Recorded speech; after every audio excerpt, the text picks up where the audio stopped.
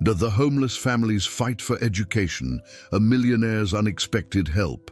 "Dad, when are we going home?" Little Emma, barely 7 years old, hugged her rain-soaked school notebook while taking shelter under the awning of a closed store. That innocent question cut through John's heart like a sharp blade, for he knew there was no home to return to. If that question just touched your heart, you're not alone. Thousands of families live this reality every day. Stay with me until the end. This story will completely change your perspective on what really matters in life.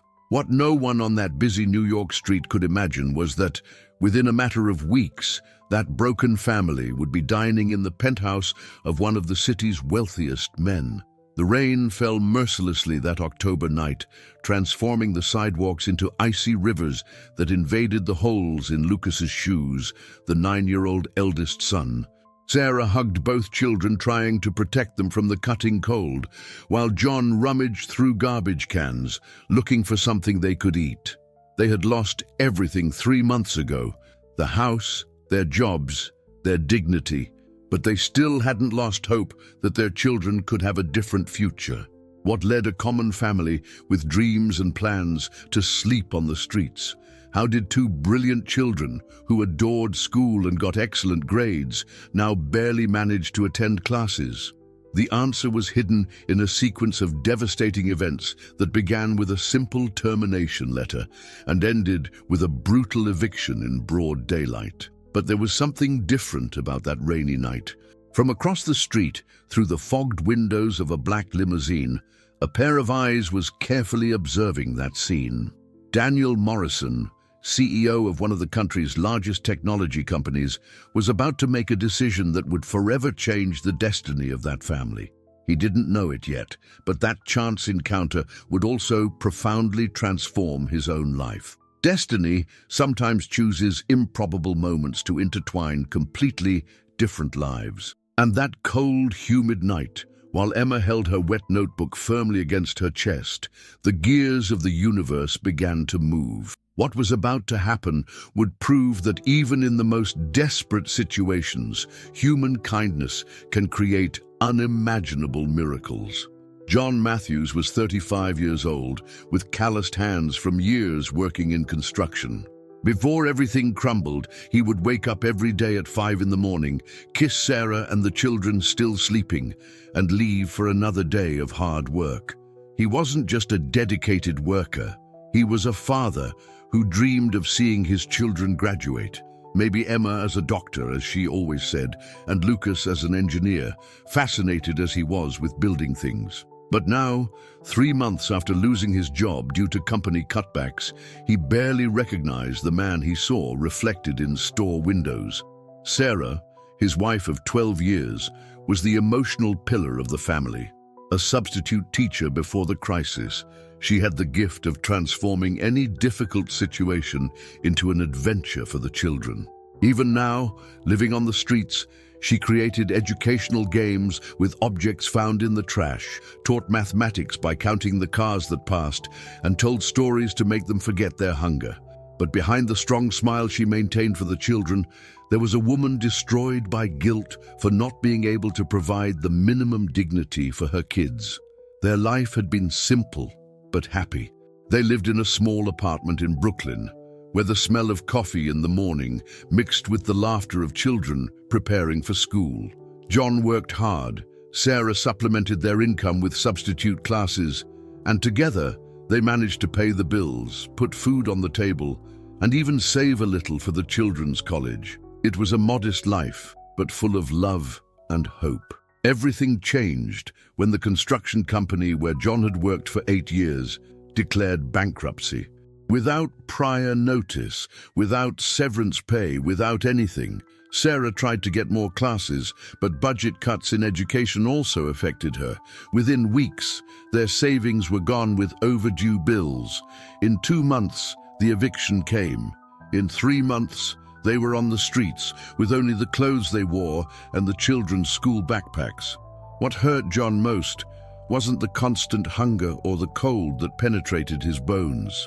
It was seeing Emma and Lucas trying to do homework under the dim light of street lamps, hearing them lie to classmates about where they lived, realizing they ate less to leave more food for their parents.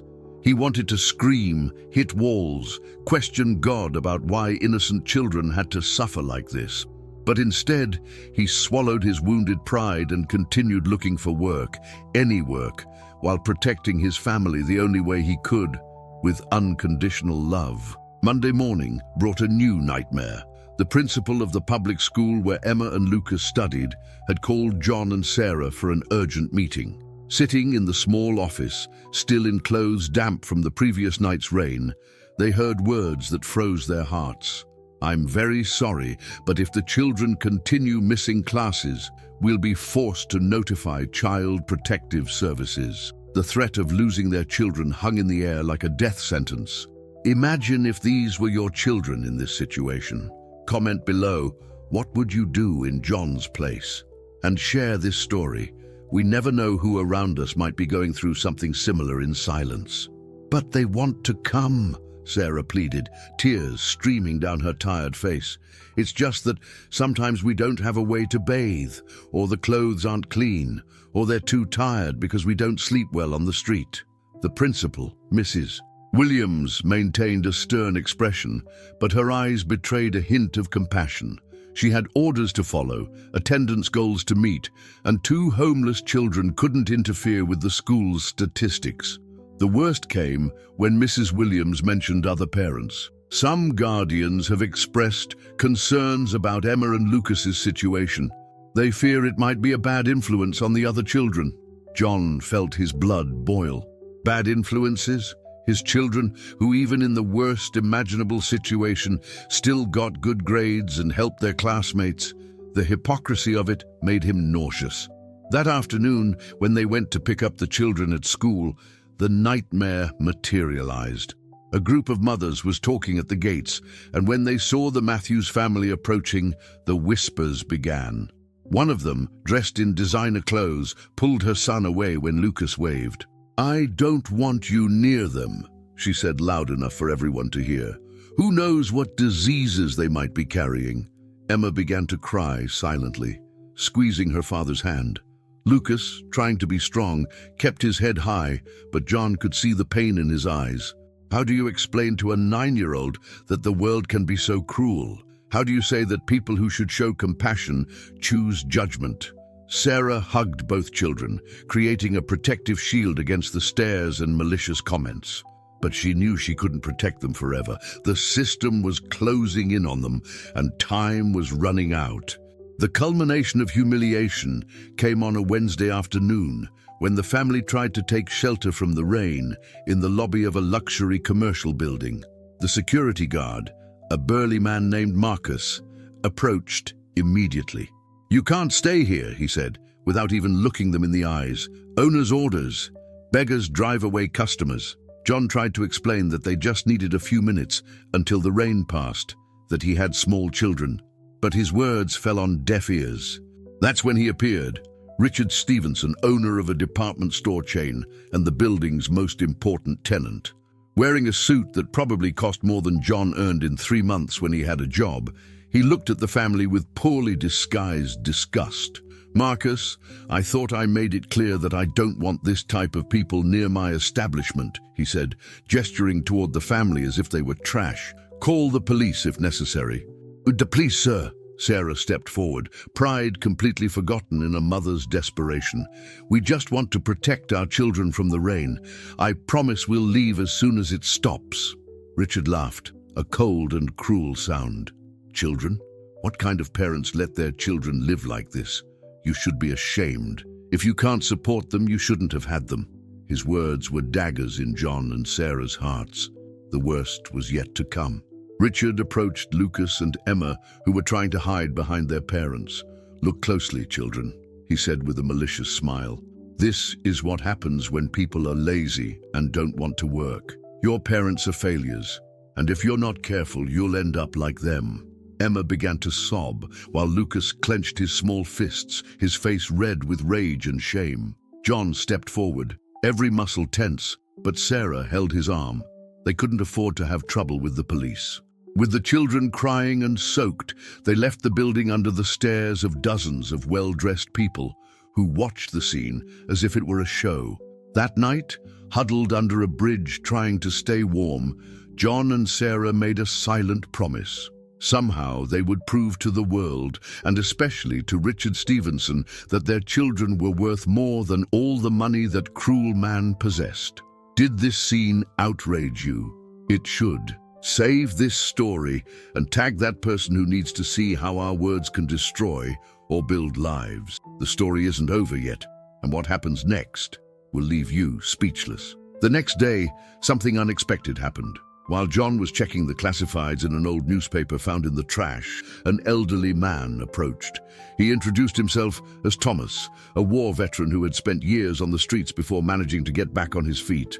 "I see you have a family," he said, observing Sarah teaching the children with a worn book. "Let me give you some advice. The public library on 42nd Street. There you can warm up, the children can study, and there are help programs you might not know about." Thomas explained that the library wasn't just a place to read books. It was a sanctuary for homeless people, with clean bathrooms where they could wash up, computers with internet to look for jobs, and librarians who knew all the resources available in the city. "Your children's education doesn't need to stop," he said, his gentle eyes shining with understanding. "And you, young man, can use the library's address to receive job correspondence." Sarah hugged the old man, tears of gratitude streaming down her face. It was the first time in months that someone had treated them like human beings, not like a problem to be removed. Thomas also mentioned a free breakfast program at a nearby church and a community laundry where they could wash clothes once a week. Small things, but that would make an enormous difference in their lives. That same afternoon, the Matthews family entered the majestic New York Public Library for the first time. Emma and Lucas were amazed by the endless shelves of books, the ornate ceilings, the respectful silence of knowledge. A librarian named Janet, noticing the children's school backpacks, approached with a warm smile.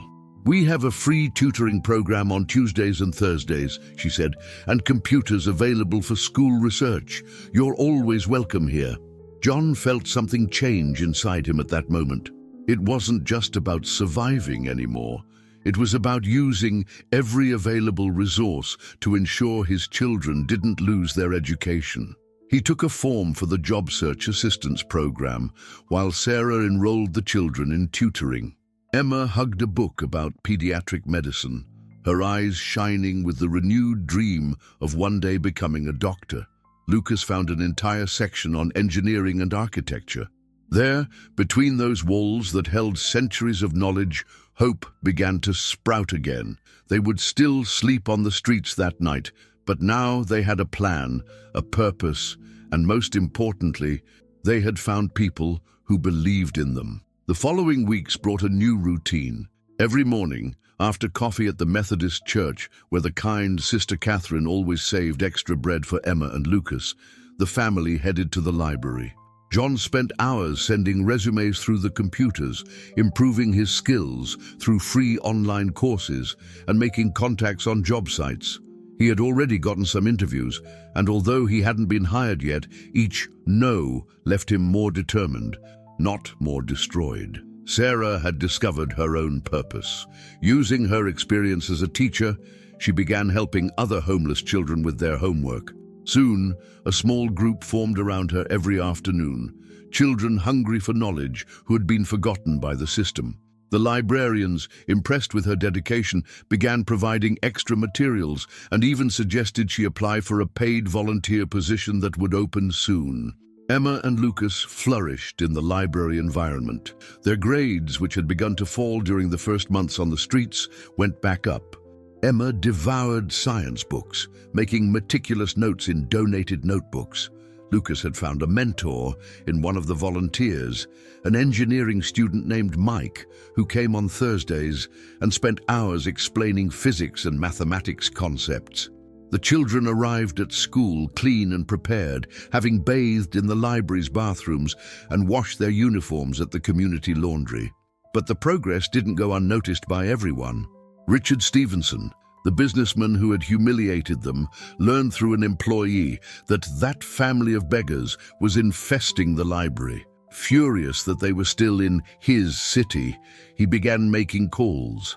As one of the library's largest donors, he had influence. He began pressuring the administration, claiming that the presence of homeless people was driving away decent citizens, and that the library was becoming a disguised shelter.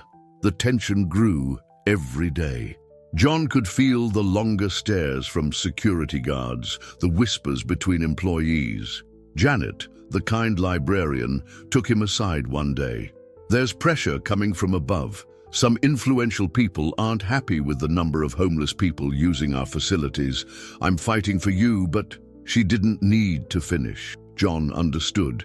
Even there, in that temple of knowledge that should be for everyone, money and power were trying to exclude them. But he also saw something in Janet's eyes, and in those of the other employees who had come to know his family. They were on their side. The battle was just beginning. Friday morning began like a nightmare. John woke up under the bridge where they had spent the night to find Sarah burning with fever, shaking uncontrollably. Days of rain, cold nights, and inadequate nutrition had finally taken their toll. Emma and Lucas watched terrified as their mother raved, calling to them even though they were by her side. John knew he needed to take her to a hospital, but the fear of what might happen, the questions, the possibility of losing the children, paralyzed him. It was Lucas who made the decision. With his 9 years and maturity forced by circumstances, he looked at his father and said, "Mom needs help, Dad. We can't lose her." With his heart tight, John carried Sarah to the nearest emergency room, the children running beside him. The receptionist looked at them with a mixture of pity and disgust. But Sarah's condition was too serious to be ignored. Pneumonia, the doctors said, advanced and dangerous. While Sarah fought for her life on a stretcher in the crowded hallway of the public hospital, a social worker appeared. Mrs. Patel was her name, and although her tone was gentle, her words were devastating. "Mr. Matthews, we need to discuss the children's welfare. In the current circumstances, living on the streets with the mother hospitalized." John felt the ground disappear under his feet. They were going to take his children. After everything they had been through, the family would be torn apart. Emma clung to her father, sobbing. "Don't let them take us, Dad. I promise I'll be good. I won't complain about anything anymore." Lucas was pale, but kept a protective arm around his sister. Mrs. Patel sighed, clearly moved by the scene. "I'll give you 72 hours, she finally said. "If by then you don't have a fixed address, I'll have to take measures. It's for the children's safety." She left her card and walked away, leaving John with the weight of the world on his shoulders. That night, sitting beside Sarah's bed in the hospital, with the children sleeping in uncomfortable chairs, John hit rock bottom. He had failed as a husband, as a father, as a man. The tears he had held back for months finally fell, silent and bitter. But then Sarah opened her eyes, still weak but lucid, and held his hand. "Don't give up," she whispered. "Our children need to see that we fight to the end. Find a way, John.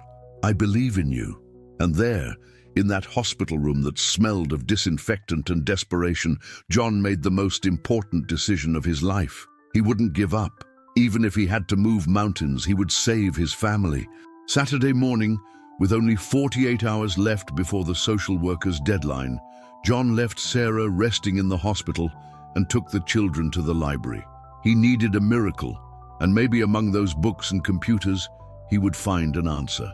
That's when he noticed a well-dressed man watching Lucas in the engineering section. The man seemed familiar, but John couldn't identify him with the well-groomed beard and discreet frame glasses. The stranger approached Lucas, who was absorbed in a book about bridges and structures. "Do you understand what you're reading?" he asked gently. Lucas, initially shy, began to enthusiastically explain the concepts of weight distribution and tension he had learned from Mike. The man listened attentively, asking complex questions that Lucas answered with surprising clarity for his age. "Impressive," the man murmured. "You remind me of someone I knew long ago." John approached protectively, but the man raised his hand in a peaceful gesture. Excuse me, I didn't introduce myself. My name is Daniel Morrison. The name hit John like lightning, the CEO of Morrison Tech, one of the country's largest technology companies. What would a billionaire be doing in the public library on a Saturday morning? Daniel seemed to read his thoughts. I come here every Saturday. It's where I learned to program when I was a child, living with my single mother in a poor neighborhood. This library saved my life. Daniel looked directly at John, and there was something in his eyes. Recognition, compassion, determination. I saw you that rainy night a few weeks ago. I was in my car, stuck in traffic, and I saw your family taking shelter from the rain. I've been watching you since then. John felt a mixture of shame and hope. Daniel continued, your son has a brilliant mind. Your daughter too. I saw her helping other children with math yesterday. They're special children. He paused, seeming to make a decision. Where is their mother? When John explained about Sarah in the hospital and the social worker's ultimatum, Daniel's face hardened. 72 hours to find housing or they lose the children. He shook his head, furious. The system punishes the poor for being poor. He took out his phone and made a quick call, speaking in a low voice. Then he turned to John. Are you willing to work hard? Harder than you've ever worked? John nodded without hesitation. Daniel smiled for the first time. Then meet me tomorrow morning at 8 o'clock at the address I'm going to give you, and bring your family, including your wife, if she's discharged. We have a lot to talk about. A plot twist nobody saw coming. React with, if you believe there are still people like Daniel Morrison in the world, and follow me so you don't miss what happens when Richard Stevenson finds out about this help. Sunday morning arrived with Sarah insisting on leaving the hospital, still weak, but determined to be with her family at this crucial moment. At the address Daniel had provided, an elegant but not ostentatious residential building on the Upper East Side, they were greeted by an assistant who led them to a furnished apartment on the 3rd floor. Mr. Morrison is waiting for you, she said, opening the door to reveal a simple but clean space with 3 bedrooms and a view of a small park. Daniel was in the living room, but he wasn't alone. To John's horror, Richard Stevenson was there too, his face red with rage. So it's true, Stevenson spat the words. You're really wasting resources on these parasites, Morrison. I thought you were smarter. The tension in the room was palpable. Emma hid behind her mother, remembering the humiliation that man had caused. Richard, Daniel said calmly, you're here because I want you to witness this. 3 months ago, you humiliated this family in front of dozens of people. You called these children future failures. You said their parents were trash. Stevenson snorted. And I maintain every word. Look at them, Daniel, beggars. You're encouraging vagrancy. Daniel stood up, his presence commanding the room despite being smaller than Stevenson. Do you know what I see, Richard? I see a man who worked in construction for years, contributing to building this city. I see a teacher who, even while living on the streets, continued educating children. I see 2 brilliant children who, despite everything, kept their grades high and their dreams alive. He paused. And do you know what else I see? I see myself 30 years ago, when my mother and I were evicted and lived in our car for 6 months. The revelation hit everyone like thunder. Daniel Morrison, the technology billionaire, had been a homeless child. Stevenson seemed momentarily speechless. Daniel continued, the difference between that child and the man I am today was one person, a businessman who saw potential where others saw failure. He gave me a chance, a job, mentorship, and today I'm paying it forward. He turned to John. Starting tomorrow, you begin working at my company. Starting salary, full benefits, and this apartment is yours for a year, enough time for you to stabilize. Stevenson exploded. This is madness. You're throwing money away. I'll make sure all our associates know about this. Your reputation... Daniel interrupted him with a laugh. My reputation. Richard, I just closed a $2 billion contract with the government. My reputation is fine. Yours, on the other hand... He took his tablet and showed a video, the scene of Stevenson humiliating the Matthews family, filmed by someone and already with millions of views online. It seems the internet didn't like your behavior very much. Your stocks have already dropped 8% since the video went viral yesterday. Stevenson's face went white, then purple with rage. He left, slamming the door, leaving the Matthews family in shock at the turn of events. But Stevenson wasn't a man to accept defeat easily. On Monday morning, when John was supposed to start his new job, they discovered that the businessman had used his influence to create problems. The social worker, Mrs. Patel, appeared at the apartment with 2 police officers and a court order. "I received information that the children are in danger," she said, clearly uncomfortable. "I need to take them into protective custody while we investigate allegations of continued parental negligence and exploitation by third parties." Sarah panicked, grabbing Emma and Lucas. "No, you can't do this. We have a home now. John has a job." But the police officers were already moving. That's when Daniel appeared, accompanied not only by his lawyer, but by Janet from the library, Mike the volunteer tutor, Sister Catherine from the church, and surprisingly Thomas, the veteran who had given the first guidance to the family. Behind them, dozens of people whom the family had touched during their journey on the streets. "Mrs. Patel," Daniel said calmly, handing her a dossier. "Here are statements from 47 people attesting to this family's character. Letters from the school showing the children's excellent grades, even during the period of hardship. Medical records showing that, despite circumstances, the children never missed vaccines or essential checkups. The parents sacrificed their own meals to pay for them." The social worker began leafing through the documents, her eyes widening, but the most powerful moment came from an unexpected source. The door opened, and Principal Williams, the same one who had threatened to call social services, entered. "I need to speak," she said, visibly emotional. "I was wrong, completely wrong. These children, even when they arrived tired and hungry, never lost their kindness. Emma shares her lunch with classmates who forget theirs. Lucas tutors children having difficulty with math. They are living proof that character has nothing to do with financial condition." The decisive moment came when Lucas, only 9 years old, stepped forward. "Mrs. Patel, you want to protect us, and I thank you for that. But you need to understand, our parents protected us every day. Dad slept awake to ensure we were safe. Mom went without eating so we would have enough. They never, not for a second, stopped loving and caring for us. Being poor isn't a crime, and having parents who fight every day for you isn't negligence. It's love." His clear, mature voice resonated in the apartment, and there wasn't a dry eye in the room. Mrs. Patel lowered the papers, visibly moved. After a long moment, she said, "Case closed, and Mr. Stevenson will be receiving a visit from my department about false allegations." A 9-year-old boy just gave a life lesson that many adults need to hear. Share now. This message needs to reach more people. And comment, which of Lucas's phrases impacted you most? The news spread like wildfire. The video of the confrontation, recorded by one of those present, went viral within hours.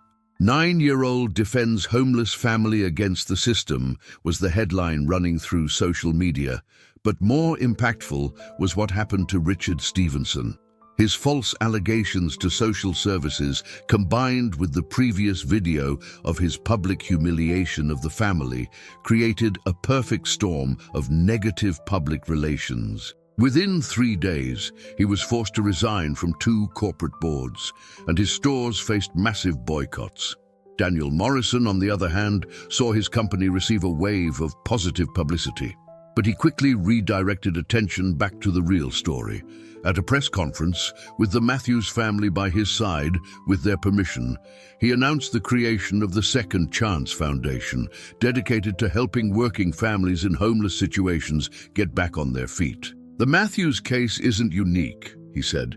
"There are thousands of working families one paycheck away from the streets. It's time to change this."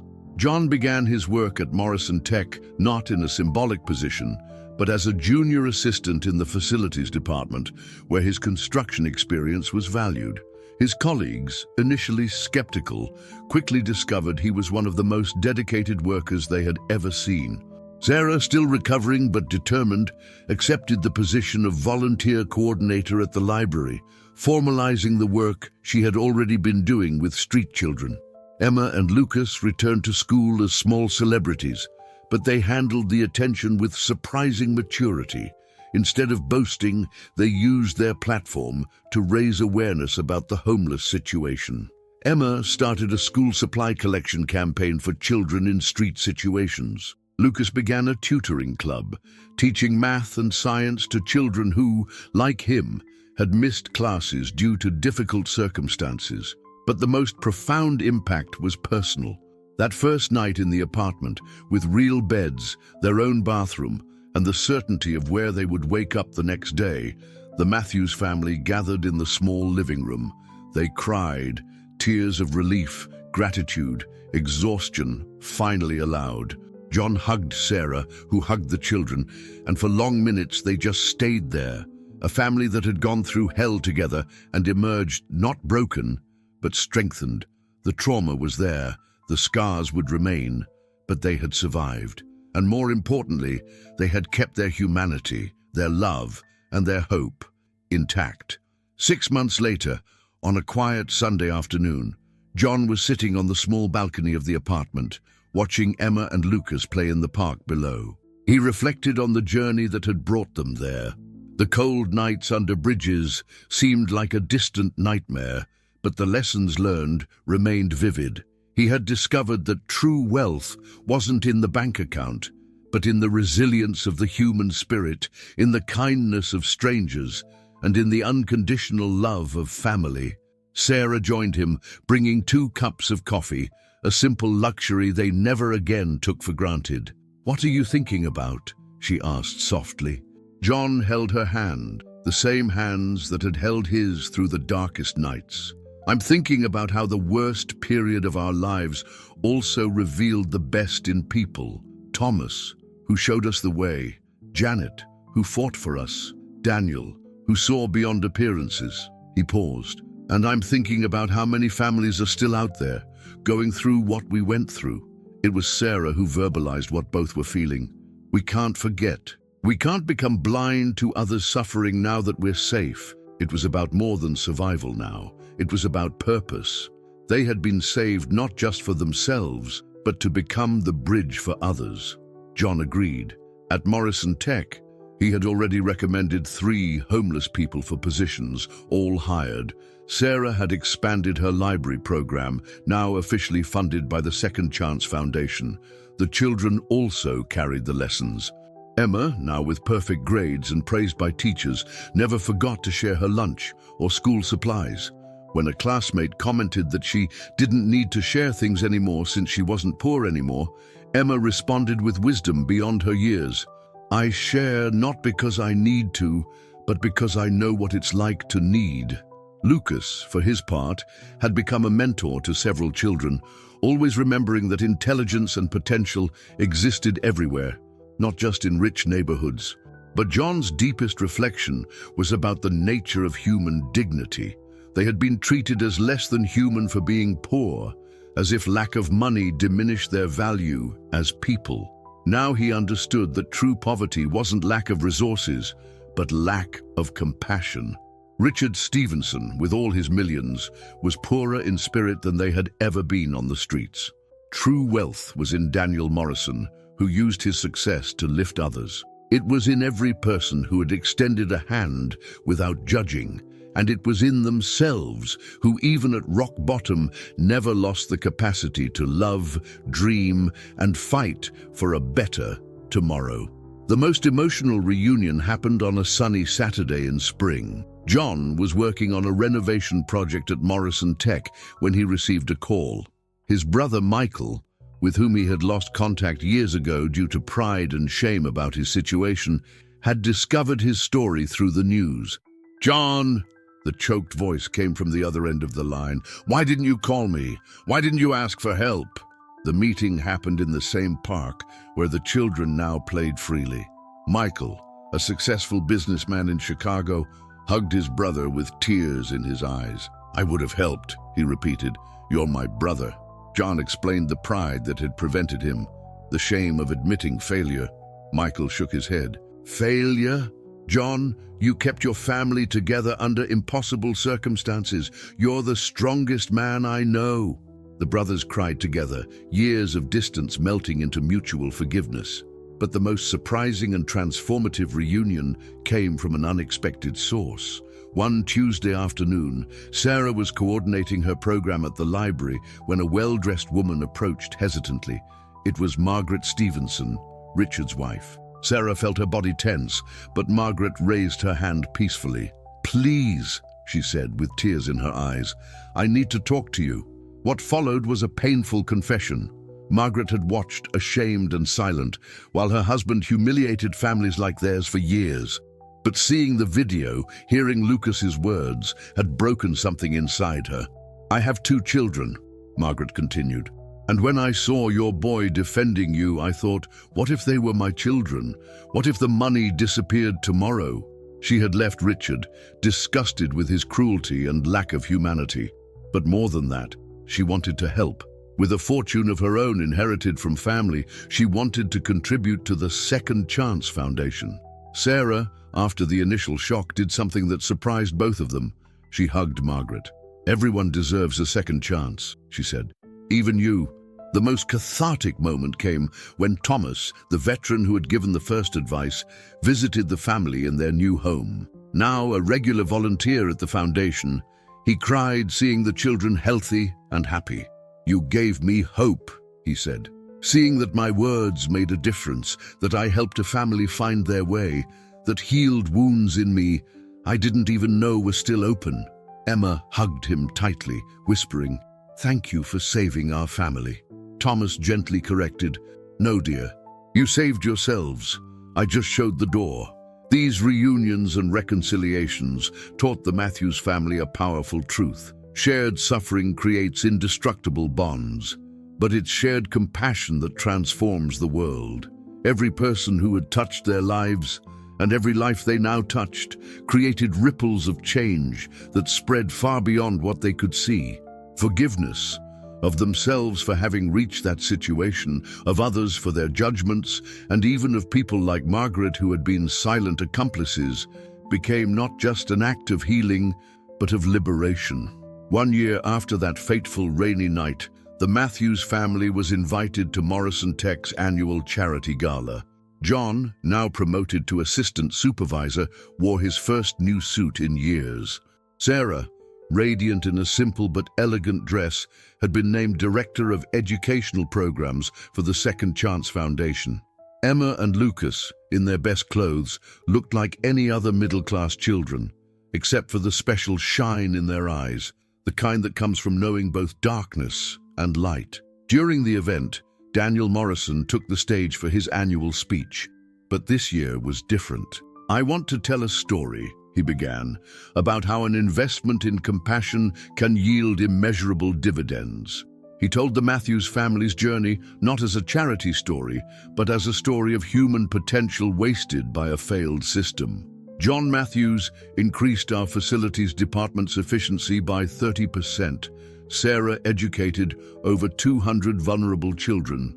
Emma and Lucas are at the top of their classes. This isn't a case of luck. It's what happens when we give people the opportunity they deserve. But true justice came unexpectedly. Richard Stevenson, whose fortune had diminished drastically due to boycotts and bad publicity, was arrested for tax fraud. Investigations initiated after public scrutiny of his businesses.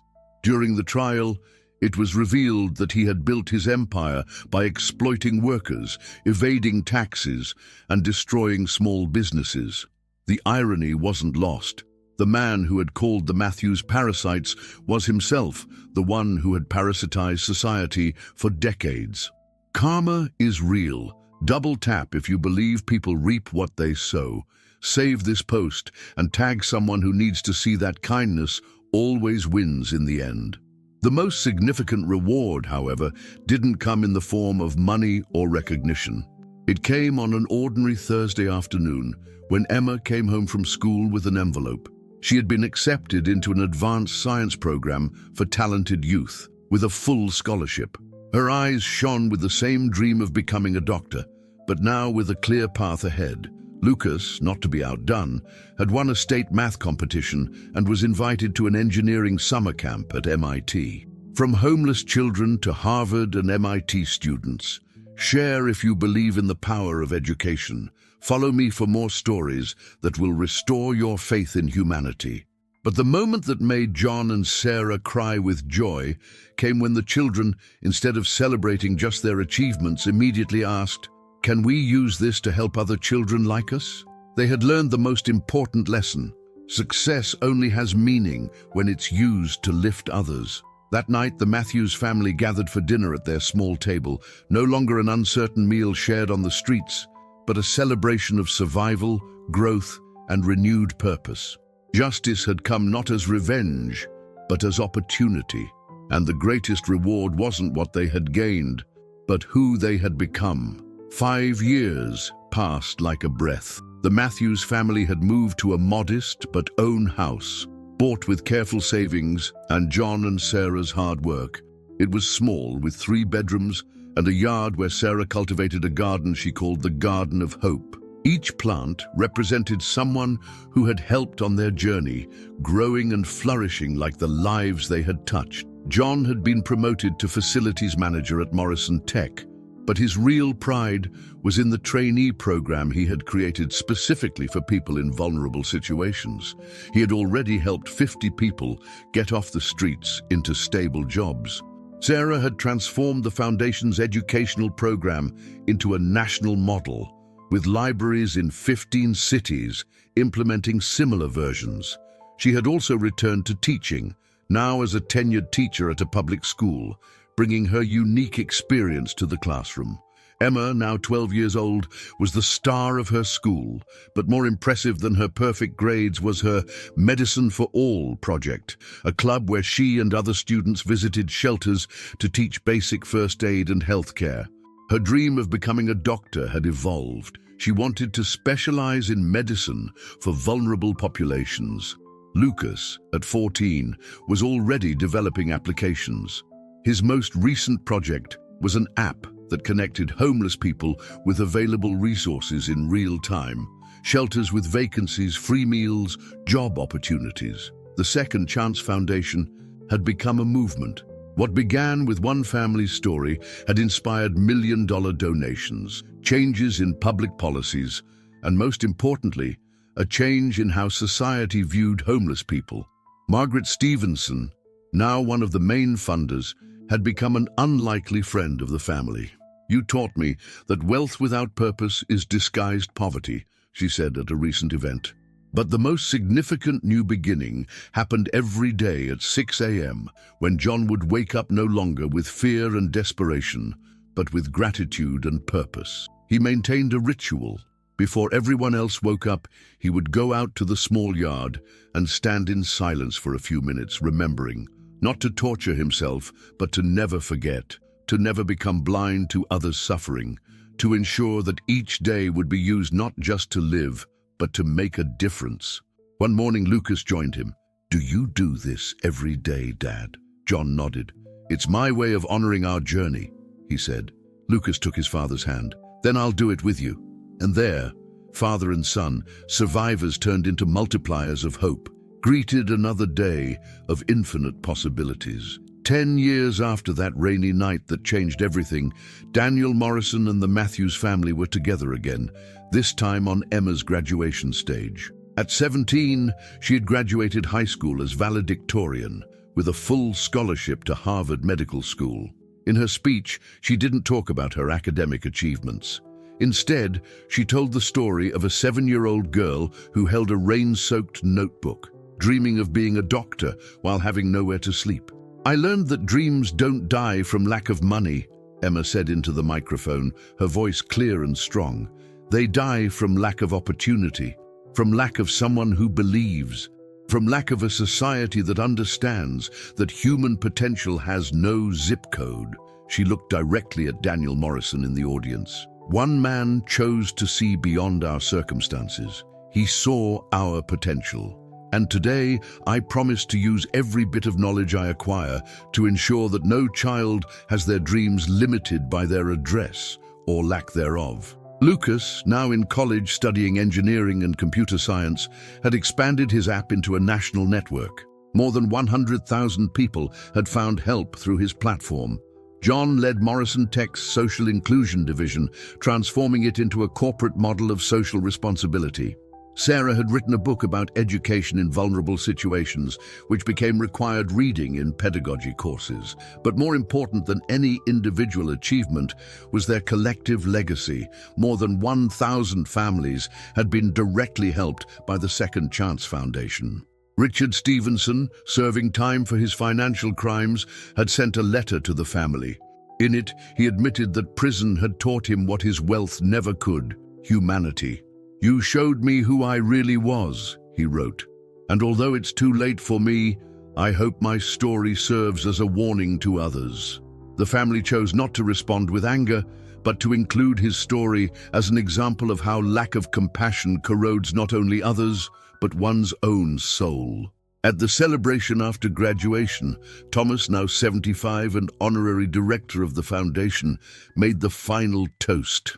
10 years ago, I saw a broken but not defeated family. Today, I see miracle multipliers.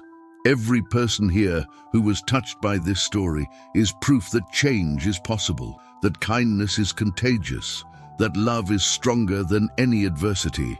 And so, the Matthews family's story became more than a narrative of overcoming. It became a call to action. Because in every city, on every corner, there's a family like they once were. Brilliant children sleeping in cars, hard-working parents without opportunity, dreams suffocated by circumstances. The final message was clear and powerful. Don't wait to be a billionaire to make a difference. Don't wait for the perfect moment to extend your hand. Every gesture matters. Every kindness counts. Because sometimes all that separates desperation from hope is someone who chooses to see the human behind the situation. Someone who chooses to act. Someone like you. This story ends, but its impact can begin now. 3 things you can do today. 1. Share this story. Someone needs to hear this. 2. Comment how you'll apply this lesson in your life. 3. Follow me for more content that transforms perspectives.